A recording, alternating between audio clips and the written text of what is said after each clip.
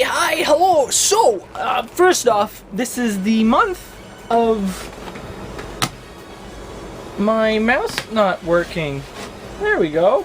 It is the month of what month? August. This is the August update. I just screamed in your face, and I apologize.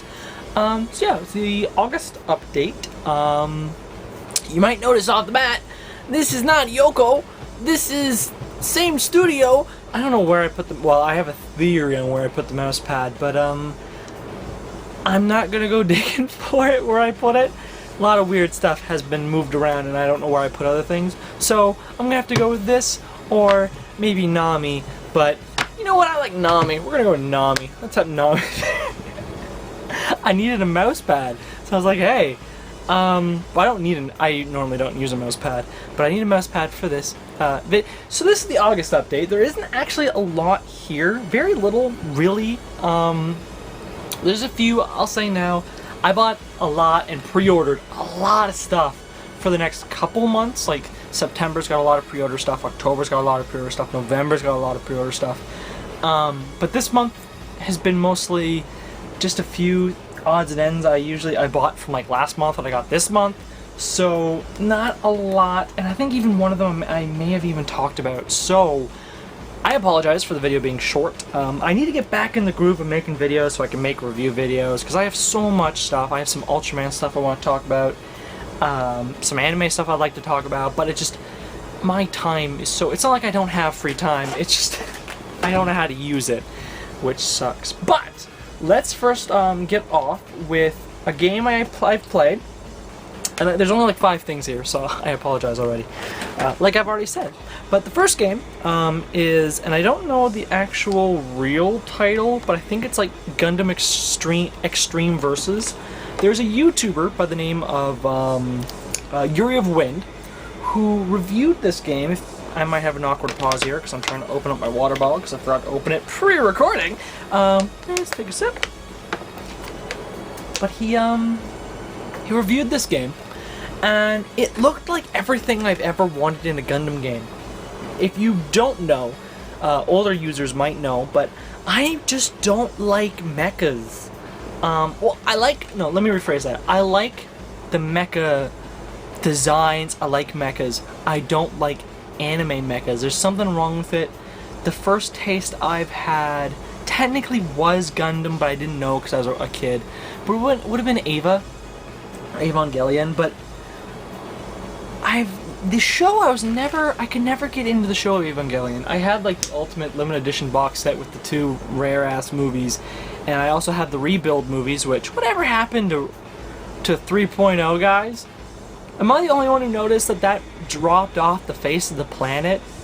Like, Funimation got a hold of it, said that it's coming out like October, like 2 years ago, and then pushed it a month, and then it just never came out. Weirdest thing. I don't know what happened there. But, I like the Rebuild movies. I really do. But there's something about mecha anime I can never get into. But I like the concept of giant fighting robots, because it's giant fighting frickin' robots. And if you know me, I like tokusatsu stuff like Godzilla and like Ultraman. So it should be up my alley. But it never is. But as a kid, I've always wanted to play a Gundam game that was good. If you guys don't know, there was actually a Gundam game on PS3 that we got. I don't know if it was the only one, but it's like Gundam, I forgot the name, Last Resort or some stupid thing. And it runs at like 10 frames a second. There's nothing to do. It's garbage. It's horrible. Horrible. This game, which you can import for like less than $10, and I'm Canadian, so probably in America you probably get it even cheaper, like dirt cheap. This game. If you don't know what to look at, just search up Yuri of Wind's review, Gundam review, and you'll find the game.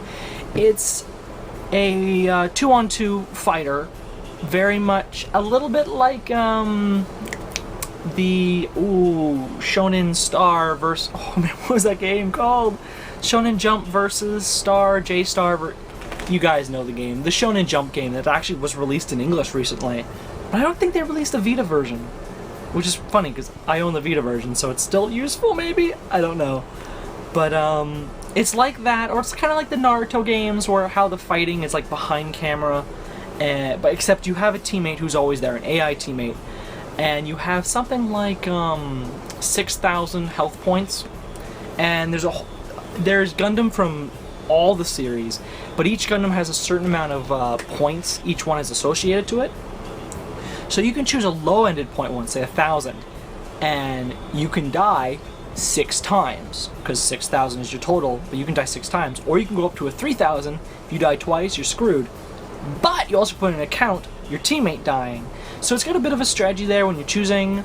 Of course, heavier dudes have stronger attacks, but they can die, and when they die, you lose a lot more points. It's an interesting fighter. It's kind of... it's not 100% import-friendly, but... well, no game is ever going to be import-friendly. 100%. Unless it's like all English arcade game, but I got to the menus. I knew what I was doing. I knew what I was clicking. And I got the game to work. It's just the not knowing how to fight, like what buttons do what, is a little tricky. But once you get it figured out, it's actually really fun. So for like less than $10, you can import a PS3 game, a Japanese PS3 game that will never be released down here, and it's totally worth it. So I recommend that. Another thing, I'm not sure if you guys know this or not, but I've been a huge fan of Shenmue for years. And I don't want to be... there's a lot of people like, oh, look, another bandwagon guy. Oh, he likes Shenmue because Shenmue 3 Kickstarter. He's trying to be a hipster and saying, I played Shenmue before the... I don't know what that bullshit is. I'm sorry. But there was a lot of that going around when the Kickstarter was announced.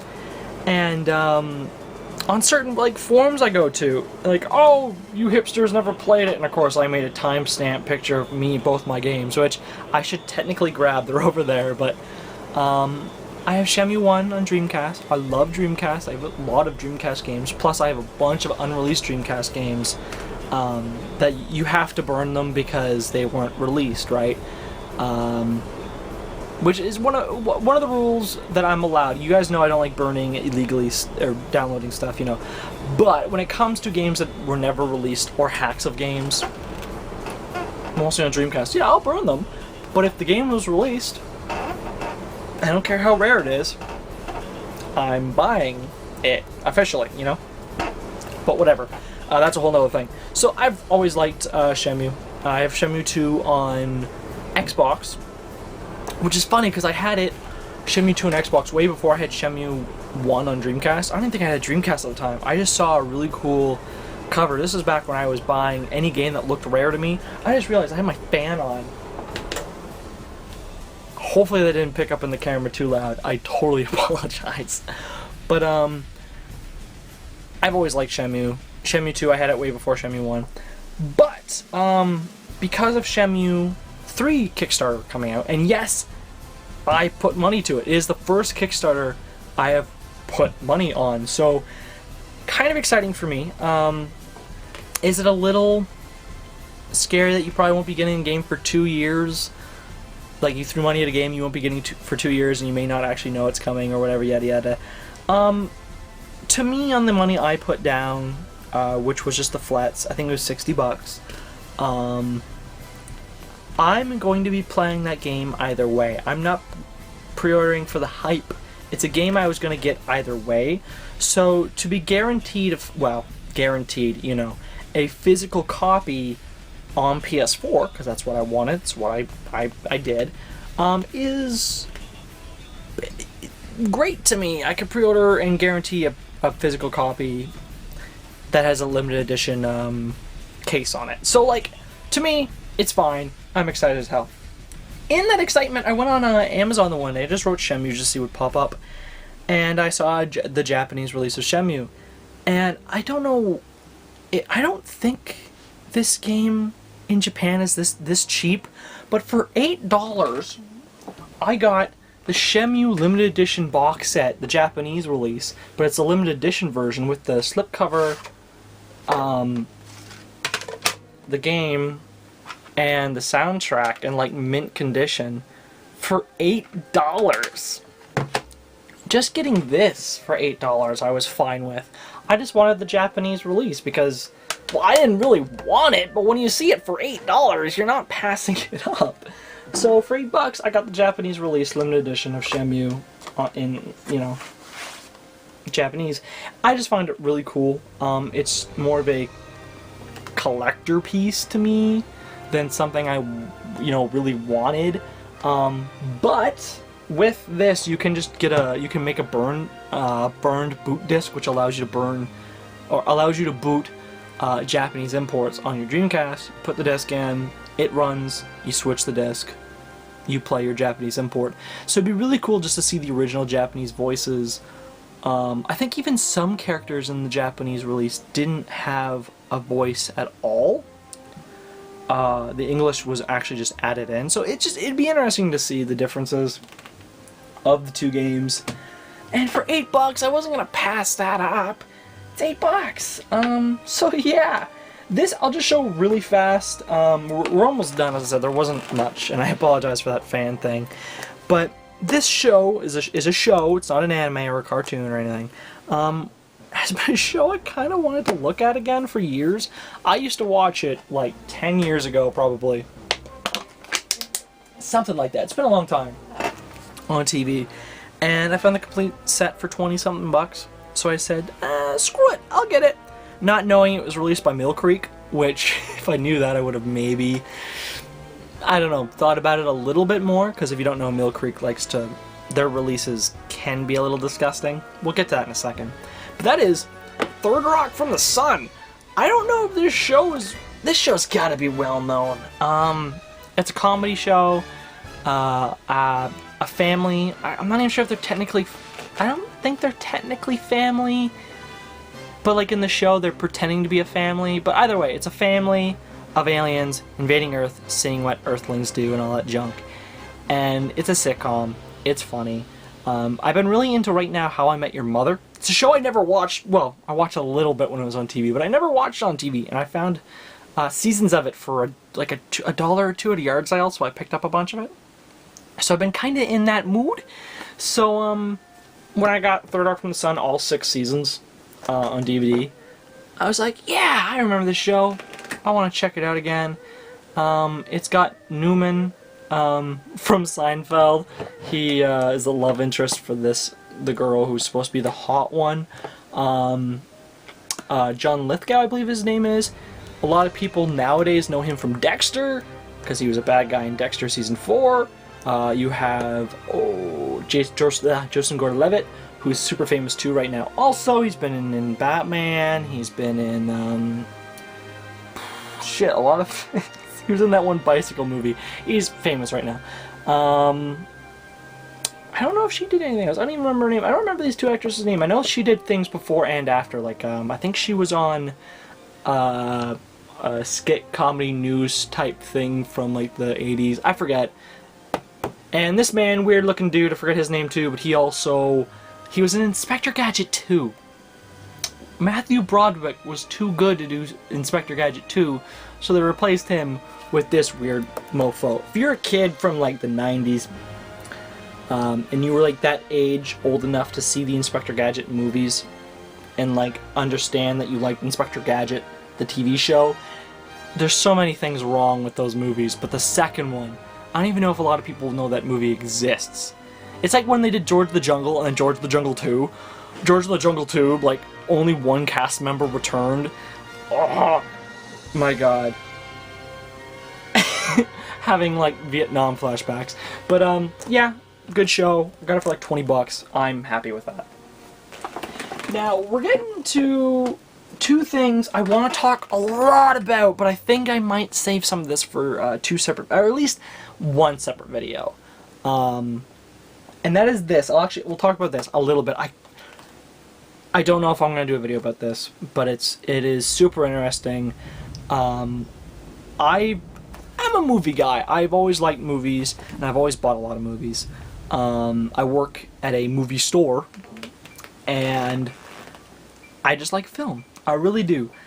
But I like older odder film. New films, it's like, yeah, okay, you know, CG, they do use CG here, but it's cool to see shots and how they were done. Previous. If you hear yelling, it's my stupid sibling in the other room playing probably something dumb, but I use sibling because I don't want to say he's my anything. But I like how movies are done, and this movie is pretty awesome, and that is House.